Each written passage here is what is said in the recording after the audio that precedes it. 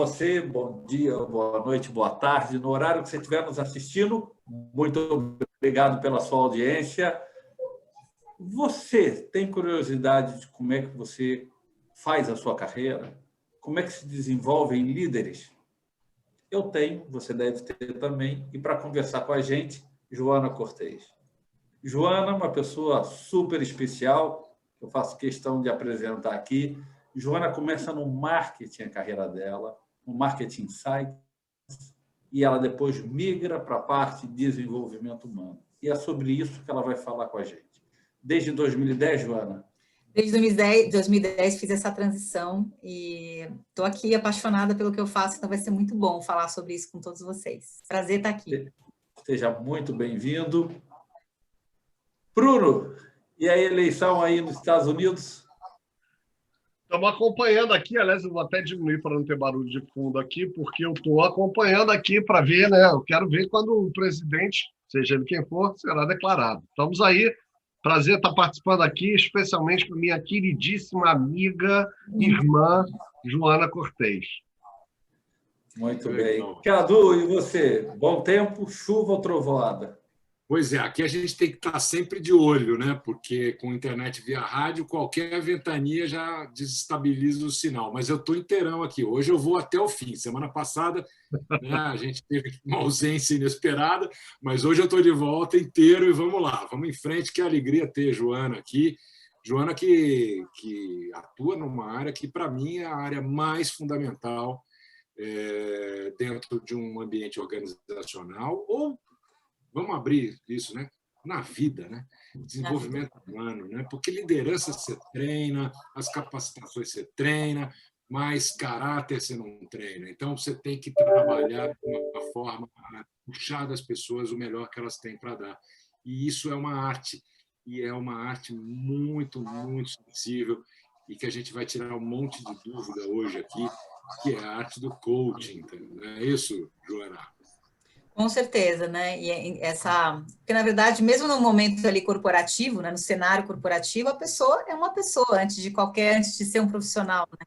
Então, até nas conversas que eu tenho com os meus clientes, que nos projetos de assessment, por exemplo, de fazer um assessment de um executivo, onde vai medir competências, vai medir potencial desse executivo, né, de ser líder. Na verdade, quando ele recebe esse feedback, não é um feedback só para ele ali no mundo corporativo, é para a vida, né? A gente está falando que tem justamente aí, quando a gente está nesse cenário, a parte comportamental não mostra só o que ele é ali no mundo corporativo, a pessoa. E no caso de coaching, muitas vezes as pessoas chegam com uma demanda de coaching, né? Falando, Joana, eu quero falar da minha carreira, quero falar só do meu desenvolvimento, mas o meu lado pessoal está tudo ótimo, não quero falar do meu lado pessoal. E aí, como é que fica nessa discussão? Porque, na verdade, sim, a gente tem que entrar em alguns aspectos de comportamento, né, que é a essência da pessoa, né? Então, não dá para a gente falar, então vamos separar, vamos falar só do mundo aqui corporativos e a gente não fala do seu comportamento, da sua visão, das suas aspirações. Então, é um ser humano, então a gente tem que olhar o ser humano como um todo, né? E no caso de desenvolvimento de liderança, a mesma coisa, né? Joana, é impressionante, né? Porque a gente fala de empresa e a gente fala, pô, a empresa tem que amadurecer, o profissional não deixa o lado pessoal dele na porta da entrada, ele é inteiro. Se ele não tiver inteiro, é porque ele está representando, uma hora vai estourar. E parece que isso está nos indivíduos na hora que ele tem esse tipo de fala com você, né? Sim, e é interessante porque hoje em dia está sendo muito demandado um tal de controle emocional, vocês já devem ter ouvido falar, né? Aquele líder que tem um autocontrole, né? E que não vai explodir, né? E aí, nesse momento, nesse 2020, né? Como é que o líder lida com todas as emoções que ele já tem e como é que ele lida com as emoções do time, dos colaboradores dele, né? Porque muitas vezes tem lá aquele papel do líder, aquela cobrança, expectativa do líder fazer o papel de engajar o time, de liderar virtualmente, de dar feedback, de ter conversa difícil agora tudo no âmbito virtual. E ele, né? Como é que ele está lidando com as questões dele, né? Então, o lado pessoal, as emoções, e aí um pouco do que a gente começou a falar até antes da gravação, que essas fronteiras também, né, entre o trabalho e a vida pessoal, agora, nesse contexto da pandemia, essas fronteiras ficaram, assim, muito sutis, porque você está na sua casa, o teu trabalho está na sua casa, o teu trabalho está misturado com a sua família, agora escancaradamente, né? E está todo mundo vendo isso, está todo mundo humanizou muito, porque você está no meio de uma reunião com um cliente, chega o teu filho para te dar um beijo, você tem que fechar a câmera para dar, né, para resolver uma questão aqui. Tudo acontecendo, né? E às vezes você tem que falar para o teu cliente, um minutinho, aí você fecha o som, dá um esporro no teu filho, né? Volta fina, né? Ai, só tive um probleminha técnico aqui. Na verdade, você estava dando um esporro ali, cala a boca, tá vendo, né? Misturado, né? Estou me sentindo tão normal de te ouvir falar isso. Nossa, eu faço várias. Não, eu adoro o fato dela ter mencionado essa coisa do pessoal profissional, porque é engraçado, eu penso muito que a gente tem que focar no desempenho profissional, afinal, quando a gente está falando de coaching, tem muito a ver com isso. Mas quem você vem do ambiente que você está, vem de todas essas interações, né? Inclusive, a parte de trabalhar de casa, a gente sabe que é um desafio da forma como foi feita, da forma como todo mundo foi quase que jogado, empurrado para casa, e todo mundo chegou lá ao mesmo tempo, os filhos, o cachorro, o parceiro, a parceira, está todo mundo junto, né? Então, eu queria até entender, na tua prática, na tua experiência, como é que isso está se refletindo? O que mudou? Você está sentindo uma mudança desde... A gente já está aí 7, 8 meses de pandemia.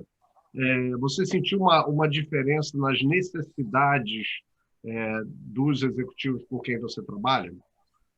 Sim, acho que teve uma mudança, a gente tem aí alguns estágios, né? E acho que até estágios de adaptação mesmo com essa situação, né? Acho que o Cadu também é entusiasta aí da neurociência, né? Eu acabei, sou apaixonada por esse tema de cérebro, acabei me fazendo uma pós nesse tema, e é impressionante como o nosso cérebro, né? Como a gente consegue se adaptar, né? Então, num primeiro momento, acho que estava todo mundo já ainda entendendo o que estava acontecendo, com muito receio, muitos medos de perder o emprego, né? Do que vai acontecer. Então, tinha aí uma sensação de ameaça muito forte aí, aquela resposta, né? De ficar todo mundo extremamente tenso. Acho que agora, por exemplo, passado, especialmente olhando aqui o Brasil, né, que quando teve o fechamento de tudo, que foi em março, começaram as empresas a fechar, todo mundo começou a trabalhar em casa, então teve aquele primeiro susto, né, do que vai acontecer. Agora que a gente está entrando aqui em novembro, eu já vejo aqui um outro momento, né? Algumas pessoas, obviamente, a gente teve aí algumas áreas de atuação que foram mais impactadas, pessoas que trabalham com turismo, pessoas que trabalham com eventos, assim, óbvio que essas pessoas tiveram perdas muito mais complexas, mas muitas pessoas que estavam dentro do ambiente corporativo e não sabiam o que ia acontecer, foram forçadas nessa situação de trabalhar de casa e viram que é possível, né? Então, fazer as reuniões, muitas vezes produzir mesmo, e até o ponto que a gente estava falando da quantidade, do tempo, né, que as pessoas estão trabalhando. Então, tem muitas áreas que estão produzindo mais, né? Então, acho que agora o que está acontecendo, eu vejo que é uma outra situação. O susto passou um pouco, acho que tem uma fase, assim, já percebi o que dá para fazer, existe insegurança, lógico, a gente não sabe como vai ser 2021, mas tem um momento, assim, de como é que eu lido, então, agora, se essa, então, é a realidade, né, aí falou-se muito do novo normal, do anormal, né, o que vai ser isso, mas nesse contexto agora, né, como é que eu lido com isso? Se isso aqui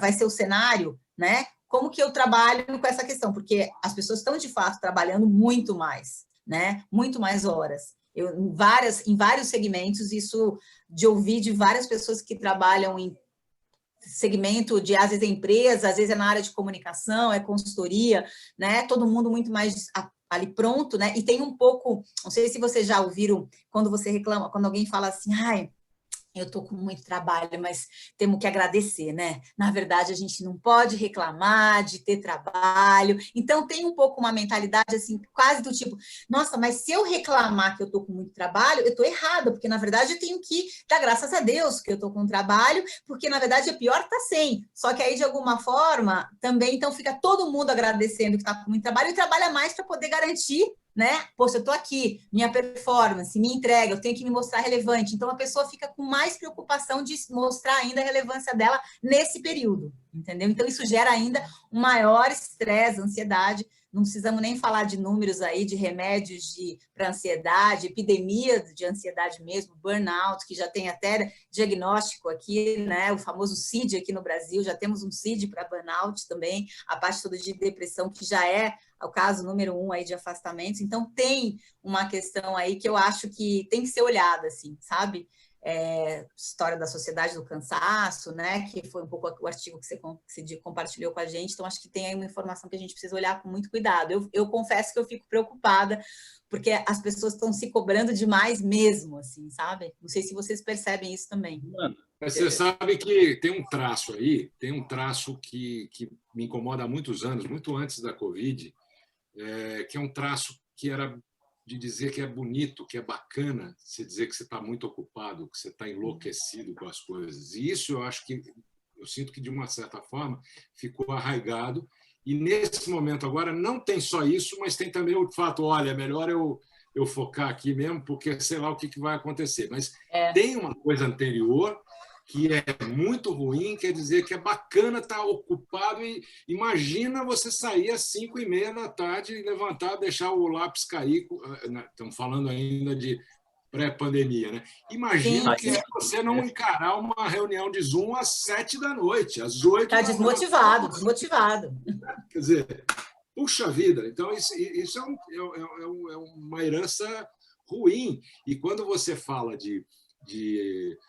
do CID, do burnout, da depressão, quer dizer, assim, isso são as consequências desse jeito de levar a coisa como uma maratona e não como corridas, como eu falo aqui sempre, que você tem que parar para recuperar energia. Então, a minha pergunta para você é dentro desse traço. Você enxerga isso também? Porque é uma coisa que me incomoda muito. Ai, estou muito ocupado, ai, está uma loucura, e acha bonito falar isso. É assim, não? Eu sinto que tem a gente chama de essa glamorização de estresse, né? É quase assim, pô, você não teve burnout ainda? Sério? Nossa, eu já tive, do tipo, nossa, se você não teve, você está atrasado nas tendências, porque burnout aí é a nova tendência, né? Eu também sinto isso.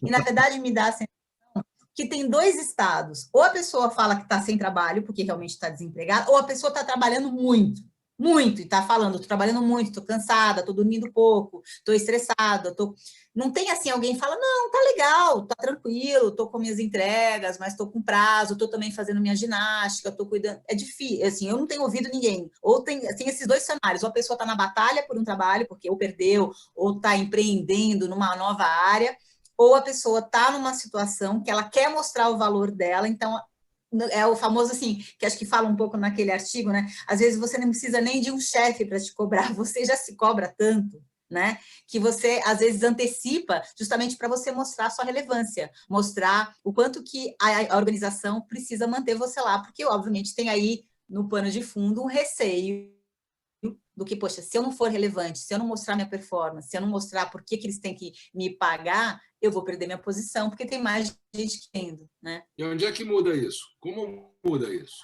Quem que tem que mudar? Então, eu queria pegar esse ponto, Cadu, hein, Joana? Porque assim, nós estamos visitando empresas, nós somos chamados para fazer trabalho, e você vê preocupações genuínas de empresas com bem-estar. Você vê produtos como auxílio psicológico praticamente em todas as empresas que a gente conversa, sabe? Auxílio à mulher, preocupação com violência. Você vê produtos bacanas, programas desenvolvidos por empresas preocupadas com essa questão do ambiente. Eu pego carona na pergunta do Cadu, onde começa isso? Porque parece que as empresas estão cortando, mas os indivíduos continuam carregando isso. Acho que tem um lado aí do próprio indivíduo, né? Acho que não é uma mudança só na organização, é uma mudança também de comportamento dentro de cada um, né? Que aí acho que é uma mudança até muito de longo prazo. Mas, às vezes, eu vejo algumas empresas que no discurso tem isso, né?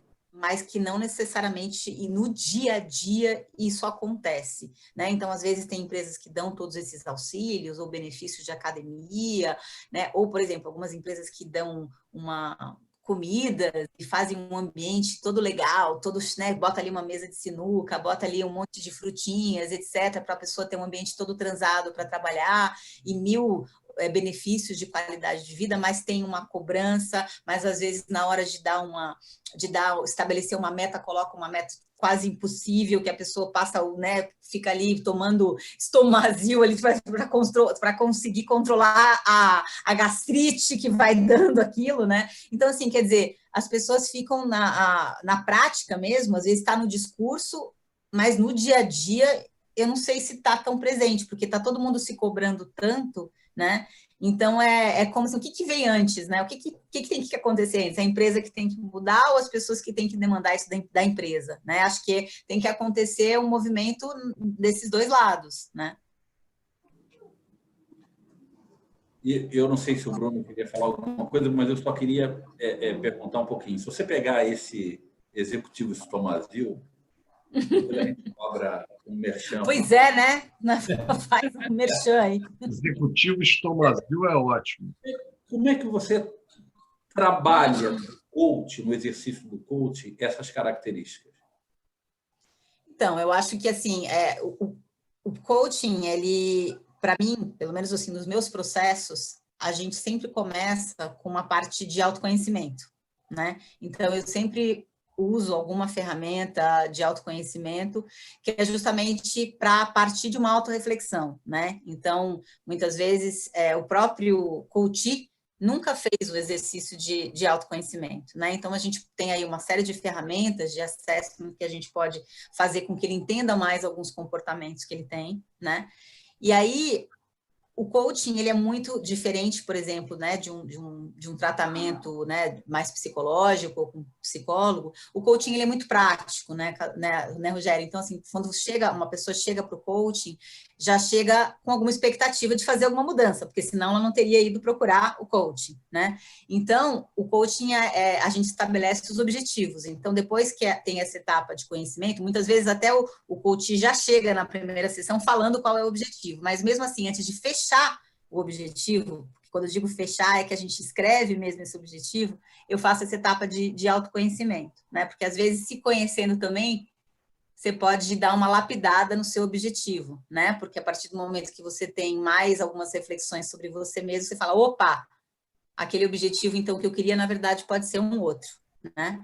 Então, a gente estabelece os objetivos e aí, o que eu tenho visto, assim, as demandas que eu mais recebo, porque eu trabalho nesse âmbito corporativo, logicamente que tem o life coaching, que é o de vida, né? Que tem questões mais pessoais, mas eu recebo muito uma solicitação de desenvolvimento de liderança, de desenvolvimento de comunicação, me comunicar melhor com pares, né, de diminuir conflitos, mas assim, de todas as demandas que eu tenho, e aí geralmente a gente, no coaching não dá para a gente chegar e trabalhar com 10 objetivos, a gente trabalha aí com 2 ou 3 objetivos para que de fato seja mais certeiro, né, o trabalho, sempre tem uma questão de ter mais balanço entre qualidade e qualidade de vida entre o trabalho e o lado pessoal, né? Todo mundo tem um pouco essa demanda. Então, isso até antes da pandemia, né? Dessa dificuldade que tem todo mundo aí de separar esses dois assuntos, né?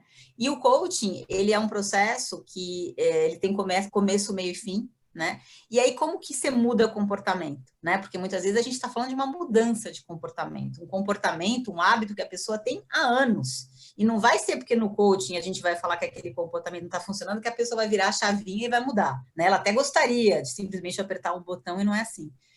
E como que a gente muda um hábito, né? Que a gente, de alguma forma, mesmo que seja um hábito negativo, a gente tem esse hábito porque ele tem um resultado positivo, né? Em primeiro lugar. Então, a gente fala muito de trabalhar com aí uma parte mais voltada aí para a questão do cérebro, né? Que é usar um pouco o nosso lado racional, nosso córtex pré-frontal aqui, para a gente conseguir estabelecer metas, né? Conseguir, de alguma forma, trabalhar uma repetição do que a gente viu. O que a gente quer mudar, a gente só consegue mudar quando a gente coloca atenção, porque se a gente deixar no espontâneo, a gente vai fazer sempre como a gente fez. Então, se a gente quer mudar, a gente precisa do quê? De atenção, repetição e feedback. Feedback da própria pessoa, que ela perceber que se mudar aquele comportamento, ela vai ter um resultado melhor, e feedback, quando vem de um terceiro, é o melhor do mundo, porque aí acontece o tal do reforço positivo, que o nosso cérebro precisa para conseguir, de fato, entender que aquela mudança tem um impacto positivo na vida dele, que aí é mais fácil desse novo hábito, né, continuar, né? Mas é um trabalho que envolve muita inteligência emocional. Todos os processos de coaching, pelo menos eu não sei se depois quero ouvir Bruno também falando, mas assim, não dá para não falar de inteligência emocional, da pessoa conseguir se regular emocionalmente, muitas vezes entender da onde que vem aquela emoção, qual é o impacto que aquela emoção tem. Então, assim, eu sempre acabo assim falando sobre essa questão de inteligência emocional. E quando você conhece também as suas emoções e você sabe o impacto que ela tem em você, você começa a ter uma autorregulação, você começa a entender por que você precisa trabalhar aquela emoção. E aí a coisa acontece, porque se você chega muito com uma emocional muito grande, aí você já aciona outras partes aí do cérebro, né, que você fica com muito mais dificuldade de ser racional, porque você deixa ali seu sistema límbico tomar as rédeas e você muitas vezes acaba não fazendo coisas que depois você fala, caraca, como é que eu fiz isso, entendeu? Mas você agiu no impulso ali, né? Joana, você falou de um monte de coisa, adorei, porque eu acho que é uma aula para quem está nos assistindo, e especialmente por essa falta de conhecimento do que é o trabalho do coach. E eu, pelo menos, adorei a forma como você articulou, porque mostra exatamente toda a parte técnica de pesquisa que tem por trás. E, inclusive, o que eu queria dizer, assim, eu obviamente estou no mercado diferente, o mercado americano, que é um mercado que já tem isso há algum tempo, mas que também tem os problemas que a gente encontra no Brasil, das pessoas que não são devidamente certificadas, que realmente não estudaram o suficiente para estar fazendo isso, né? Que não entendem a diferença entre coach e mentoria, porque existe uma diferença muito grande. Então, assim, eu acho que você colocou um monte de coisas legais. Uma tendência que eu tenho visto aqui é um aumento de demanda, na verdade, enorme pelos serviços de coach. Principalmente quando as pessoas começam a entender essa parte que você falou do objetivo, que eu gosto de chamar do contrato, né, da articulação do contrato. Quanto mais a pessoa entende e se conscientiza do que ela quer trabalhar, mais eu vejo que essa demanda por coach aumenta e a efetividade também aumenta. Então, e eu sei que você é ligada à ICF no Brasil, que é a International Coach Federation, e nós aqui trabalhamos muito com base no código de ética da International Coach Federation, que inclusive fala sobre essa parte do objetivo, de clarear o objetivo e tal. Como é que é a atuação deles aí no Brasil? Então, a gente também, eu também acredito muito no código de ética, né? E, inclusive, essas diferenças que você falou, Bruno, são fundamentais. Eu sempre faço, em qualquer processo, seja alguém que eu vou atender ou alguém que depois eu posso até passar para uma outra pessoa, eu sempre faço uma sessão pré-coaching, que inclusive é uma sessão que não é uma conversa que não é paga, né? Não tem compromisso, porque é onde eu explico o que é coaching. Antes da pessoa me contratar, eu falo exatamente, olha, eu preciso, antes da gente começar qualquer trabalho, eu preciso te explicar o que é coaching, o que é terapia, o que é mentoria, para justamente as pessoas entenderem a diferença, né? E eu começo justamente falando que, no meu caso, como eu sou certificada pela ICF, eu trabalho com um código de ética, e aí eu geralmente compartilho esses pontos do código de ética, que aí fala sobre essa questão do contrato, do objetivo. Algumas empresas aqui no Brasil, quando contratam coaches, eles pedem para que os coaches sejam certificados pela ICF. Mas as pessoas físicas que procuram, ninguém nunca me procurou e perguntou, Joana, você é acreditada pela ICF? Ninguém nunca me perguntou isso. Eu, às vezes, acabo falando, a pessoa não sabe. Porque houve, e acho que existe ainda uma banalização aqui do coaching, né, existem até muitas piadas, eu falo que tem umas piadas, inclusive, engraçadíssimas, tem outras com um certo humor negro, mas tem umas excelentes, que eu sou a primeira a dar risada, e às vezes os meus amigos assim me mandam para sacanear, eu sou a primeira a dar risada, entendeu? Porque tem coisas engraçadíssimas. Mas eu acho que, eu sempre acreditei, quando eu comecei a ouvir essas piadinhas, que ia ter essa separação, né, do joio e o trigo, assim, para justamente ver o que de fato é um coach, um profissional de coaching sério, que de fato faz diferença ali na vida do coach, e o que é essa onda, né? Também já tive gente que me procurou, assim, Joana, tá todo mundo fazendo coaching aí, eu também quero fazer. A pessoa nem sabia o que estava todo mundo fazendo, é alguma coisa que eu não posso perder. Cara, por que eu tô fora dessa? Exato, tá todo mundo fazendo, tá um zoom aqui. Vamos aproveitar esse momento. E aí, quando a pessoa começa, eu sempre começo explicando o que é para justamente ela falar, é isso mesmo que você quer, né? Fala, Cadu. Vamos aproveitar esse momento, então, e ouvir de você, Joana, a definição do que é coaching. Vamos lá, já que você faz isso, eu acho que é legal. Tem muitas definições, né? Eu gosto muito de uma definição, que é a definição até da formação que eu fiz uma formação com base nos aprendizados da neurociência, né? Então, baseado aí na parte toda de que a gente chama de neuroleadership, que é justamente a neuroliderança, né? Usar os aprendizados da neurociência para desenvolvimento de liderança. Que a história do papel do coaching é ele ser um facilitador do seu pensamento.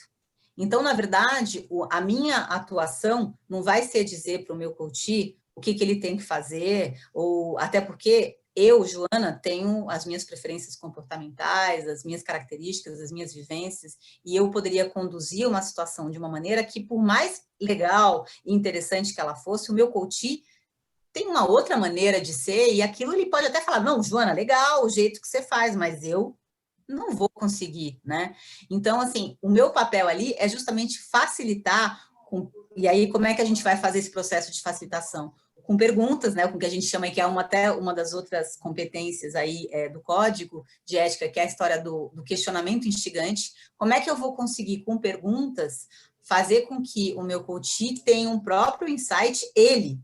Porque tem uma outra coisa que a gente sabe por estudos neurocientíficos, que a gente se engaja muito mais com uma ideia que a gente mesmo teve do que quando é uma ideia do outro, né? Basta a gente ver aí o tal do processo de cocriação, que todo mundo está cocriando para, de alguma forma, também fazer parte. Então, é muito importante que o coach tenha a própria sacada, né? Do que ele vai fazer. Às vezes ele tem dificuldade, lógico que tem. Às vezes a gente pode falar sobre possibilidades na mesa, ele pode pedir uma ajuda, a Joana, não estou conseguindo chegar. O que você já viu? O que você consegue me ajudar com algumas sugestões?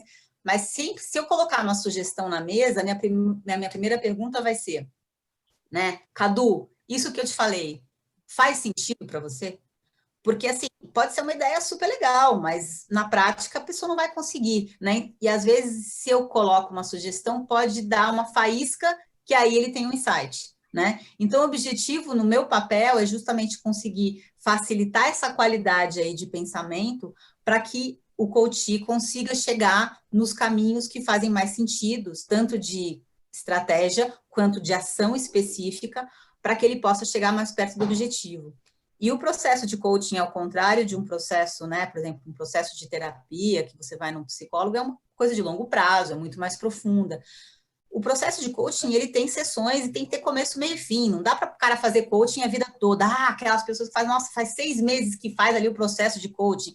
A ideia é justamente que a gente estabeleça aí metas, né, e ações tangíveis que ele vai fazer entre uma sessão e outra para o objetivo andar, né? Então, assim, se está tanto tempo assim, talvez no coaching, será que está fazendo efeito? Porque o objetivo do coaching é ter um começo, meio e fim, né? É ser, de fato, um processo prático, que o ideal é que você consiga dar as ferramentas para o teu cliente para que depois ele possa até fazer um auto-coaching. O mecanismo dele, entendeu? Eu até diria, Joana, só complementando, que quando é um processo mais longo, eu, por exemplo, tenho experiência que com pessoas mais de C-level ou diretores mais seniors, o processo pode ser mais longo, mas aí, na verdade, é um misto de coach e desenvolvimento de liderança. Sim. Programas, tem assessments que você vai fazer e tal. Então, eu acho que isso, aliás, é um toque que você está dando também, de novo. Eu quero highlight aqui para as pessoas prestarem atenção. Tem começo, meio e fim.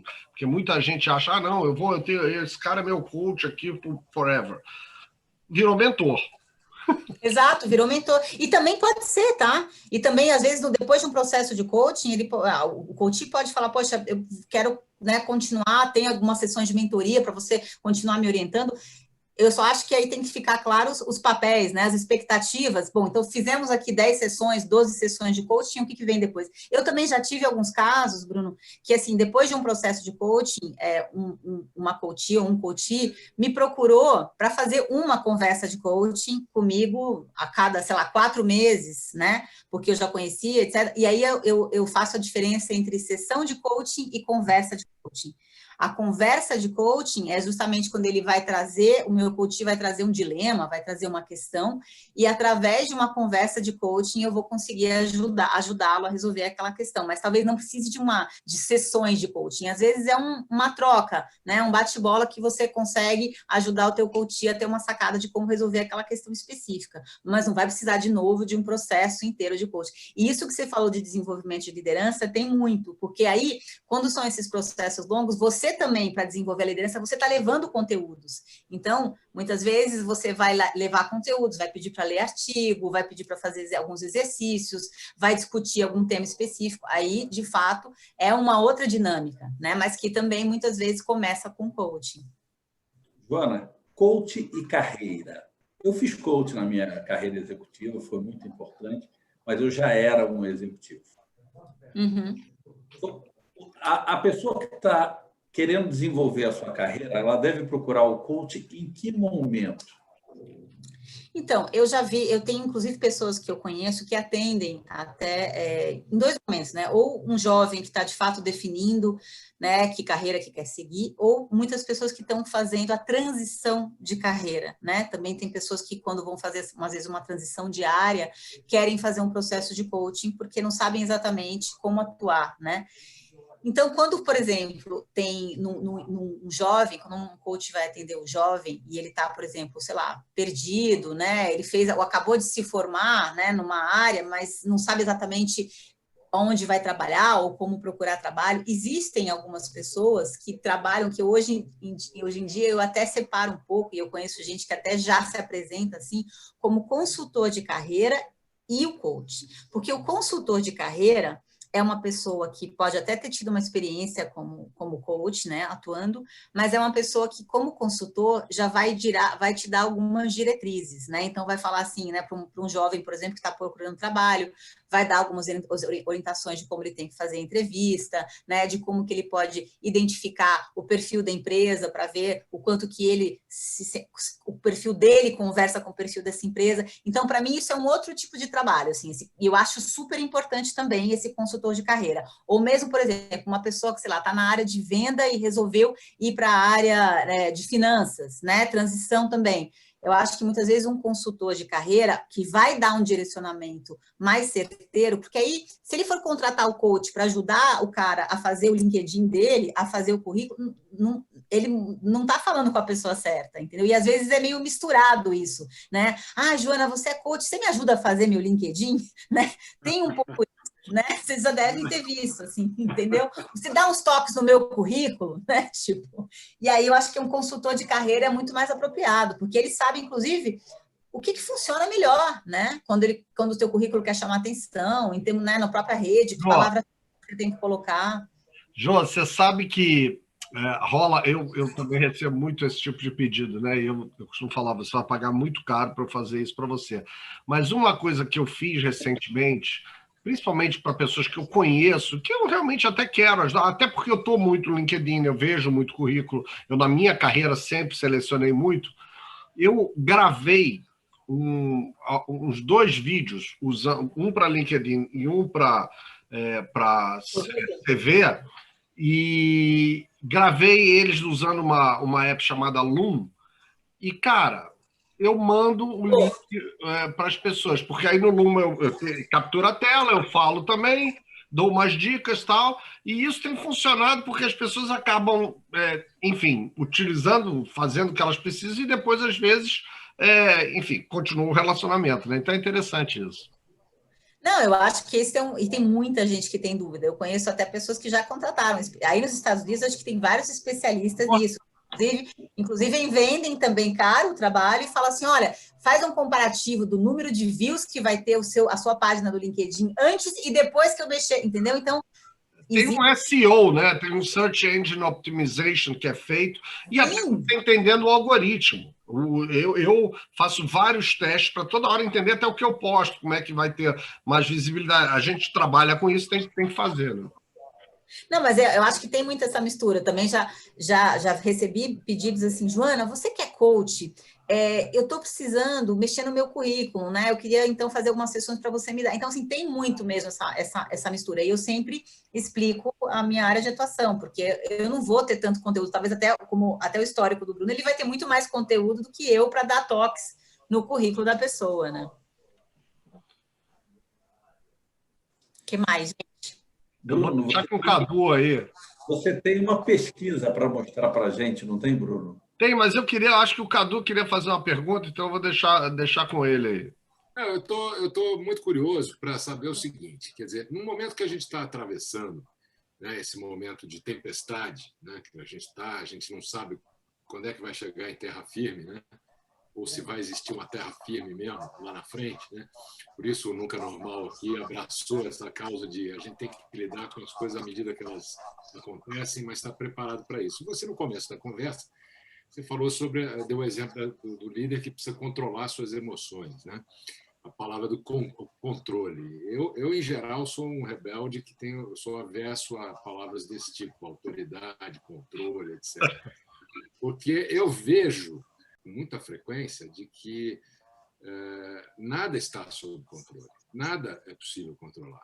E quando a gente fala de controlar emoções, então, o máximo que eu posso ser condescendente com relação a essa palavra eu não vou controlar, mas eu posso administrar, gerenciar as emoções, porque controlar eu não vejo como. Como é que você sente isso? Estou sendo muito rebelde, não?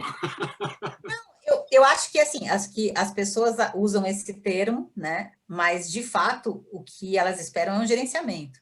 Porque, óbvio que até porque as emoções são fisiológicas, né? Se você for ali na definição pura, né? Tem até um vídeo no YouTube legal do Damásio falando a diferença entre sentimento e emoção. E ele fala justamente que as emoções são fisiológicas. Você, né, sua mão vai suar, né? Você vai ficar, às vezes, com o rosto vermelho, vai dar famosos, né, borboletas aqui no estômago. Então, tem uma resposta emocional que é fisiológica que você não controla, que nem você falar assim para o seu pâncreas, para aqui de trabalhar, você também não controla, né? Então, isso você não controla mesmo. Mas as pessoas falam em controle, porque quando a gente está ali no ambiente corporativo, a expectativa é, quando fala de controlar, uma pessoa controlada, talvez é aquela pessoa que está no auge do estresse, ou acabou de ter uma super comida de bola ali de alguém da equipe dela, e ela, de alguma maneira, se gerenciar para conseguir, por exemplo, dar um feedback construtivo sem ter um ataque de nervos ali, entendeu? Então, acho que usa muito o termo, né, não, acho que tem que ser um líder que consiga controlar as emoções, porque aqui a gente tem muita pressão, mas, na verdade, a expectativa é só de um gerenciamento mesmo, acho que é só o uso, né, desse nome, né? Você vê alguma possibilidade, a gente ouve falar, a gente, na verdade, trabalha com isso, né? Tenta levar essa bandeira da questão da inteligência emocional, dos aspectos de autoconhecimento, de autodesenvolvimento, isso é uma coisa que é o nosso dia a dia. E uma coisa que a gente tem prestado muita atenção é que você vai sempre ouvindo o que está se falando, né? A gente monitora vários fóruns, canais de discussão, grupos fechados, grupos abertos, a gente está sempre olhando. E nunca se falou tanto em saúde mental dentro das organizações, saúde emocional, é claro, era o terceiro ponto de atenção para as áreas de recursos humanos até antes da Covid, hoje, de longe, é o primeiro. Surgem várias oportunidades, o mercado de saúde mental, de aplicativos, vai crescer, vai estourar. Agora, a pergunta para você é a seguinte, quer dizer, com tudo isso a gente monitora também um outro negócio que eu vejo com muito carinho, muita atenção e de um aspecto de premência e urgência enormes. Quer dizer, como é que as empresas vão conseguir, dentro dessa perspectiva de controle ou gerenciamento de emoções, e sair um pouco daquele processo de liderança mais assertiva para um lugar onde hajam espaços seguros, que esse é o que a gente está monitorando, espaços de segurança psicológica, espaços emocionalmente seguros, espaços onde eu possa ser franco, onde eu possa ser inteiro, verdadeiro, até confrontar de forma positiva um superior hierárquico. Espaço onde eu possa mostrar a minha vulnerabilidade. Espaço onde a gente possa discutir nossos medos, porque todo mundo está com medo hoje. Todo mundo está com medo. Tem medo da Covid, tem medo da eleição nos Estados Unidos, tem medo para todo mundo. Medo do que vai ser nas prefeituras aqui do Brasil, enfim. Eu estou brincando um pouco, mas o medo é uma condição inerente. E o medo é inimigo frontal da curiosidade. Então, como é que a gente faz esse jogo para mudar esse aspecto e, de fato, ter verdadeiramente ambientes seguros dentro das organizações? Posso, antes até da Joana responder, posso só emendar uma coisa, Cadu? Porque a gente fala muito, esse é um aspecto que você levantou fundamental, a gente fala muito da questão de ter esse ambiente seguro.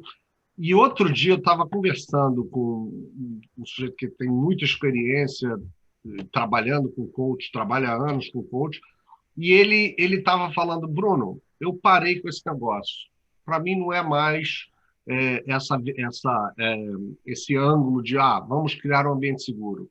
Na verdade, para que as pessoas também tenham uma certa proatividade nisso, eu quero criar ambientes onde as pessoas possam ser corajosas. É interessante, é uma nuance, mas eu só queria colocar isso aí porque eu achei uma frase que me fez pensar muito. Enfim, Joana, segue aí. Não, essa pergunta do Cadu tem a ver com o que eu falo que é totalmente o meu propósito, né? Que é justamente quando eu penso, né? E foi engraçado que ontem eu respondi até um assessment novo, que eu estou fazendo uma certificação, e eu respondi o meu assessment, né? E aí tinha lá uma pergunta falando sobre a questão do propósito, né? Se eu tinha um propósito claro. E eu tenho, porque eu penso muito sobre isso, né? E quando eu penso no meu propósito, nessa atuação, nessa história que eu contei para vocês, de ter saído da área de Consumer Insights, ali estudando o comportamento humano, para no final vender, né? Porque quando a gente estuda o comportamento humano olhando para o consumidor, o objetivo é marqueteiro, e fui para esse lado do desenvolvimento organizacional, eu trabalhei muito em agência de publicidade. Eu não sei se vocês já tiveram a oportunidade de trabalhar, mas ainda é um ambiente zero de segurança psicológica, né? Atualmente, na época, então, que eu trabalhei, era mais ainda, porque a agência de publicidade ninguém falou sobre feedback, sobre desenvolvimento de liderança. As pessoas simplesmente viraram líderes, né? Porque eu ganhei um prêmio, ou porque é amiguinho de não sei quem, ou porque ganhou um cliente e tal. Então, eu tive um ambiente de corporativo que eu trabalhava, onde não tinha segurança psicológica nenhuma, e o que sempre me incomodou é justamente a falta de preparo daqueles líderes. Então, eu vivenciei isso e fui trabalhar com desenvolvimento humano, justamente porque eu falei assim, poxa, se para mim é tão importante ter um ambiente onde eu trabalho que é saudável para eu poder aumentar o meu nível de colaboração, isso é para todo mundo, né? Então, um dos meus propósitos seja atuando ali com os meus clientes nas empresas que eu atuo, para ajudar com que eles tenham ambientes aí mais saudáveis, ou para que as pessoas consigam, de alguma maneira, entender quais são os drivers dela para criar esse ambiente aí, onde ela possa ter uma segurança psicológica, e aí sim, Bruno, conseguir ter coragem de trazer seus pontos. Eu acho que o mundo ideal é esse. Eu não acho que chegou nisso, está longe de chegar, tá? Eu acho que é muito discutido, né? Fala muito, né? Vocês viram aí a questão da Brené Brown falando de vulnerabilidade, muitas vezes eu vejo até nos treinamentos falando sobre isso, mas na prática, né, quando você está ali numa entrevista de trabalho, será que o entrevistador, quando ele te pergunta, me conta um pouco a sua experiência, e você contar uma experiência que você falhou, e você expor a sua vulnerabilidade ali, né, na entrevista, mesmo que você tenha falado de várias virtudes, de vários cases de sucesso, como que isso vai ser interpretado? Né? Ou mesmo uma fragilidade emocional. Ninguém quer isso, né? Se a pessoa, de alguma forma, ela já quer mostrar o quanto que ela é emocionalmente bem, né? E tá com energia e alto astral, para mostrar justamente que se ela vai performar, né? Então, eu acho que ainda a gente está longe, assim, sendo sincera, assim, sabe? Eu acho que a gente ainda está longe desse ambiente, de fato, onde as pessoas se sentem à vontade para até fazer uma crítica, mas fazer uma crítica num ambiente ali protegido, onde ela possa colocar opinião, ela possa dar um feedback, assim, mais difícil para outra pessoa, sem o outro se sentir ofendido, sabe? Eu acho que eu gostaria muito de chegar nesse nível, mas eu acho que assim, está todo mundo olhando muito ainda também para o seu próprio umbigo, em se garantir muito, não então mesmo que a gente fale assim, não é uma cultura competitiva que tem nessa empresa, mas as pessoas acabam, obviamente, se sentindo, né, competindo de alguma forma com os outros, mesmo que seja velado, né? Então, eu acho que tem muito trabalho ainda para fazer. Eu acho que tem algumas empresas que estão fazendo trabalho de mudar a cultura, de mudar valores, e estão buscando isso, mas acho que ainda tem um caminho ainda longo para percorrer. Eu queria provocar você e o Bruno na seguinte questão. Vocês estão fazendo coach, vocês observaram uma piora no sentido de todo mundo está mais inseguro? Então, o Bruno com o mercado americano, você aqui com o mercado brasileiro, houve uma piora, uma deteriorização desse ambiente?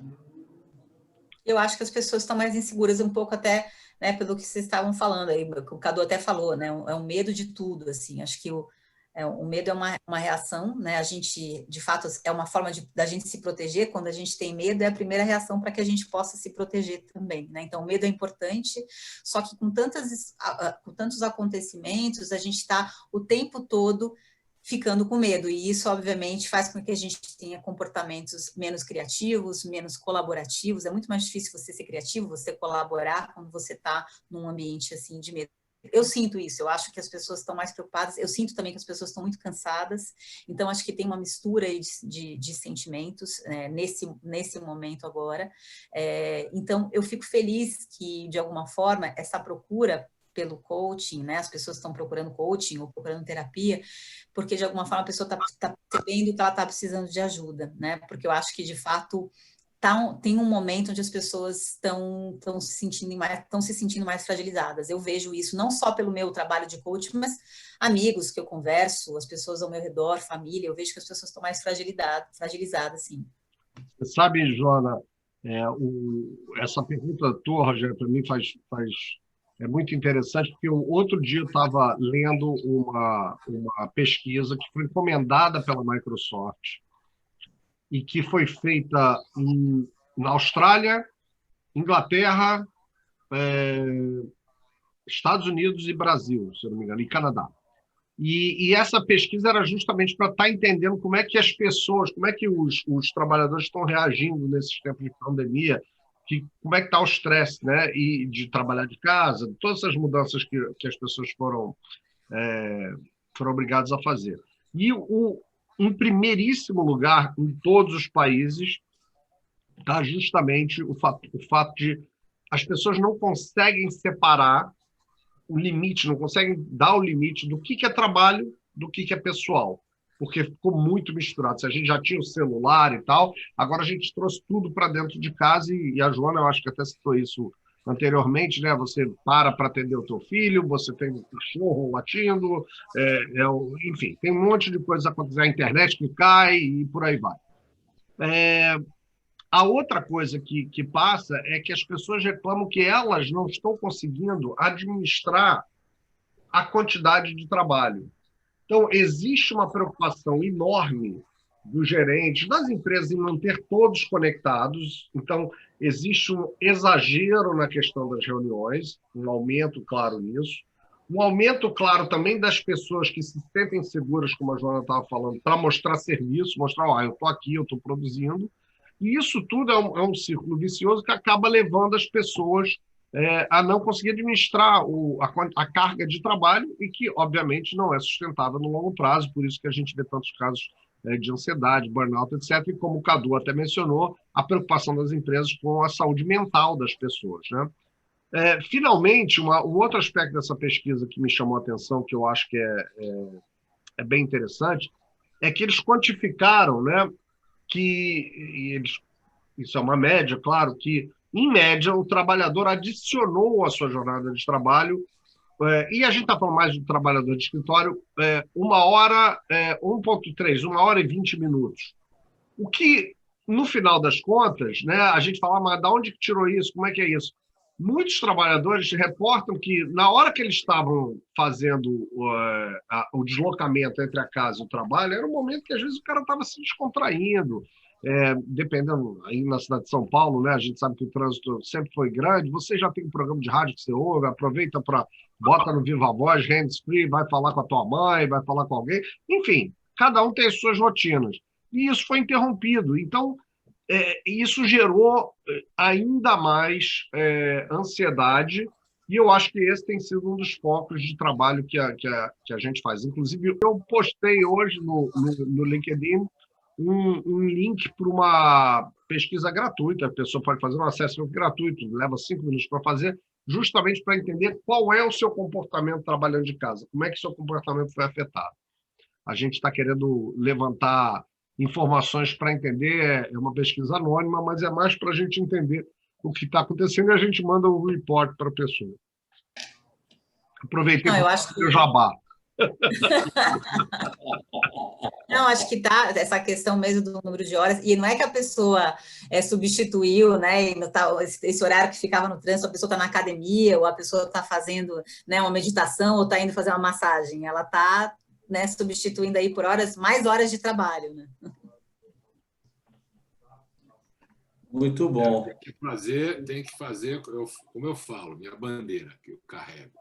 Dentro de um escritório ou dentro da sua casa, não entra numa reunião atrás da outra. Faça momentos de recuperação, crie seus próprios rituais, traga novas práticas, respiração, qualquer coisa, até uma conversa simplesmente com um assunto que não tem nada a ver com o trabalho, já vai te ajudar a recuperar as energias. Olha para uma tela bonita, não tem uma janela para olhar para fora a natureza, olha para um documentário de natureza no YouTube, porque, como você sabe, né, Joana, como uma estudiosa e apaixonada por neurociências como eu, o cérebro não diferencia. A única coisa é que você não tem os 5 sentidos lá sentindo que você está Exato. vendo a sombra, mas o cérebro entende que você está vendo uma cena relaxante. Bom saber, bom saber. Isso é um truque, é um hack. Vamos hackear. O negócio é hackear a mente. E fazer essas pausas é importante. Eu acho que parece que tem algumas empresas que eu já ouvi falar que estão eles colocando sempre um intervalo. Você só consegue agendar as reuniões preservando um intervalo de, às vezes, 10 minutos entre uma coisa e outra, justamente para você levantar, para você ir ao banheiro, fazer o break fisiológico também, tomar uma água. Bio-break. Confira a gente. A gente fala isso desde o começo da pandemia. Não marque reuniões de 1 hora, marque de 45, 50 minutos no máximo. A gente fala isso desde março. E para quem já passou dos 40, tem que dar aquela esticada assim também, porque depois, se você passa o dia sentado, você vai dar aquela levantada, dá sempre aquela pegada, assim, né? Dá uma alongada, dá uma alongada. Não falar disso, eu não passei dos 40, eu não sei do que você está falando. Aquela fisgadinha no ciático, assim, ó. Ai, né? Agora, Cadu e eu podemos falar, a gente fala sempre dessas paradas institucionais, e ela tem que começar institucional, porque as pessoas pararem sozinhas, elas ficam com uma sensação de que elas estão roubando no jogo, é uma coisa muito engraçada. E quando você faz institucional, uma das maneiras que você tem para institucionalizar é você pedir o depoimento das pessoas do que elas fazem quando elas fazem a pausa. É uma coisa bacana. Quando você começa a isso, o que você faz na sua pausa? Você cuida do seu cachorro? Você vai brincar com seu filho? Você faz um alongamento? E aí você vai criando uma dinâmica interessante na empresa e isso traz um bem-estar para o cara, uma motivação para ele parar mesmo sem se sentir fazendo a coisa errada. Mas, meus amigos, eu vou cumprir aquele meu dever de sempre, o dever de encerrar. Joana, está uma delícia essa conversa. É mesmo. Adorei também, gente. Dá vontade de ficar aqui papeando com tem assunto para a gente costurar, tricotar aqui em horas. Vocês sabem que eu conheci a Joana em Singapura, portanto, deve ter... Isso tem o quê? Tem 2010? Não, depois... 2012 que a gente se conheceu. Então, já tem 8 anos, mas é como se fosse minha irmã desde sempre. Ela é uma queridíssima. A gente espera você e o Guilherme de volta aqui em Seattle em breve para nos visitar. Logo, muita vontade de estar aí. Rogério, ele só convida a Joana e o Guilherme. Eu e você até agora não pintou. Não é isso. Vocês estão convidados aqui. É que a gente, assim que puder, aparece lá. Deixa eu falar uma coisa. De jeito que vocês estão convidados, o negócio é o seguinte. Eu moro no Acre dos Estados Unidos. Eu estou aqui naquela ponta que o brasileiro vai até a Califórnia, mas ele não consegue chegar aqui, tem uma barreira psicológica. A Joana, ela já veio aqui o quê? 3 vezes? Duas. Vezes. Já veio 2 vezes. A gente ficou dentro de casa, cozinhando uma comidinha muito boa, guilt-free, né? Cruelty-free, porque só no vegano. Pô, beleza. Slow food, né? Slow food. Slow Querido, food. Só fazendo como é que é que você tem o mindfulness e tem, né, e você também fazer o mindful eating, né? Você também ficar aí. Mindfulness. Atenção, né? Muito bem. Para você que está nos ouvindo, nosso muito obrigado, um grande abraço, que você tenha aproveitado esse programa. Pressiona o like, se inscreva no programa, nos prestigie, por favor. Joana, um beijo muito grande para você. Beijo, Beijo Joana. para vocês, prazer estar com vocês. Sensacional. Depois vamos marcar a minha sessão de coaching com você. É isso aí. Vamos. Pessoal, até semana que vem. Tchau, tchau. Combinado.